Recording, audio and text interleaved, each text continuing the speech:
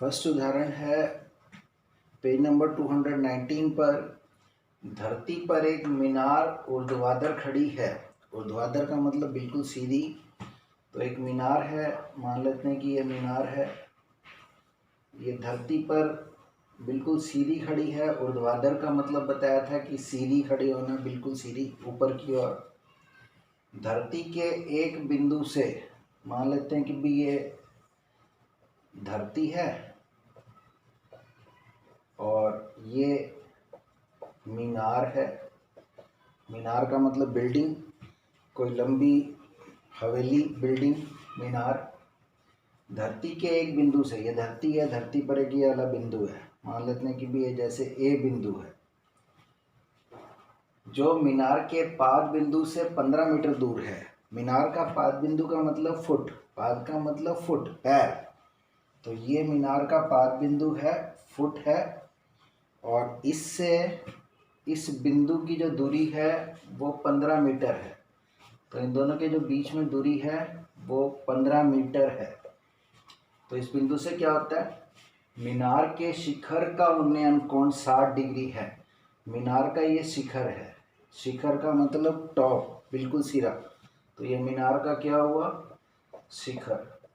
इस शिखर का उन्नयन कोण बिंदु ए से, मतलब ए से अगर कोई शिखर को देखे तो उसको अपनी आंखों को जिस कोण पर ऊपर की ओर उठाना पड़ेगा वो उन्नयन कोण इस शिखर का कहलाएगा, इस बिंदु से, ए से। तो वो कितना दे रखा है, 60 डिग्री। तो वो कहता है कि भी इस मीनार की जो ऊंचाई है वो क्या होगी, ये हमें ज्ञात करनी है। तो इसमें देखो, ये 60 डिग्री तो हमें दे ही रखा है। ए बी ये दो पॉइंट हैं, इसको मैं मान लेता हूँ कि ये पॉइंट सी है।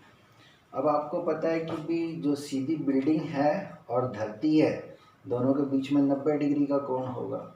ठीक है, जैसे कि अगर मान लो कि ये हाथ है, ये धरती है और इस पर ये बिल्डिंग है खड़ी हुई है, तो दोनों के बीच में आप देख रहे हो कि ये 90 डिग्री का कोण बन जाएगा। ठीक है, अगर आप ये मान सकते हो कि ये धरती है और ये बिल्डिंग है, तो दोनों के बीच में आप देख रहे हो कि भी ये जो कोण बनेगा वो 90 डिग्री का कोण बनेगा।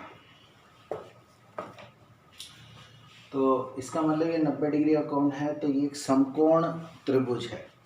और समकोण त्रिभुज में 90 डिग्री के सामने वाले कोण, सब सामने वाली भुजा को आपको पता है कर्ण बोलते हैं। तो ये कर्ण हो गया, और जिस कोण को आप लेके चल रहे हो इस त्रिभुज में, उसके सामने वाली भुजा को आप लंब लेके चलते हैं, तो ये लंब हो गया। और जो तीसरी भुजा है उसको आप आधार मान के चलते हैं, तो ये हो गया आधार। तो समकोण त्रिभुज ए बी सी में, अब देखो आपको ये निकालना है, मतलब लंब निकालना है।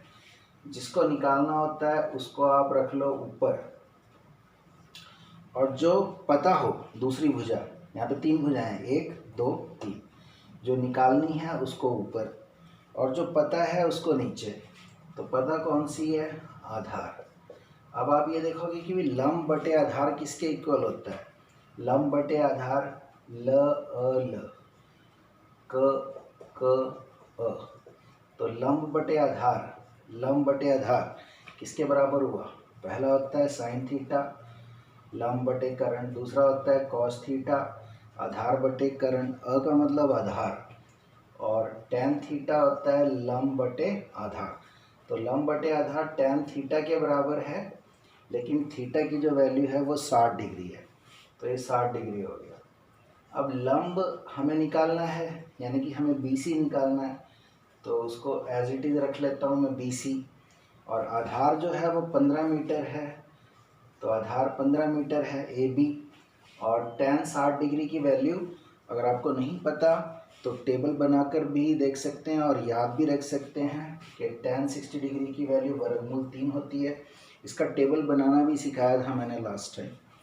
तो यहाँ से अगर आप क्रॉस मल्टीप्लाई करोगे, इसके नीचे कुछ नहीं है तो 1 आर पार गुना करोगे, BC को 1 से गुना करोगे, BC गुना 1, और 15 को वर्गमूल 3 से करेंगे तो 15 वर्गमूल 3। तो BC को 1 से गुना करेंगे, किसी भी नंबर को 1 से गुना करो तो उस पर कोई फ़र्क नहीं पड़ता है। तो BC बराबर है 15 वर्गमूल 3। BC का मतलब क्या है, B से लेकर C तक की लंबाई, उसको हम BC कह रहे हैं। तो उसकी लंबाई का मतलब आ गया कि मीनार की लंबाई, मीनार की ऊंचाई। इसीलिए जो मीनार की ऊंचाई है वो क्या आ गई है, 15 वर्गमूल 3। अब देखो यहाँ पर AB का जो यूनिट था मीटर, AB को किस में माप रहे थे, मीटर में, तो ये भी मीटर में ही होगा। अगर ये फुट में होता तो ये भी फुट में होता। मतलब इसकी लंबाई और इसकी लंबाई तीनों एक ही यूनिट में होंगी, या तो तीनों मीटर में होंगी, या तीनों किलोमीटर में होंगी, या तीनों फुट में होंगी, या तीनों इंचेस में होंगी। तो अगर ये मीटर में है तो ये भी मीटर में आएगी। तो इतने मीटर इसका आंसर आ गया। तो इस टाइप के क्वेश्चंस आपने करने हैं इस चैप्टर में।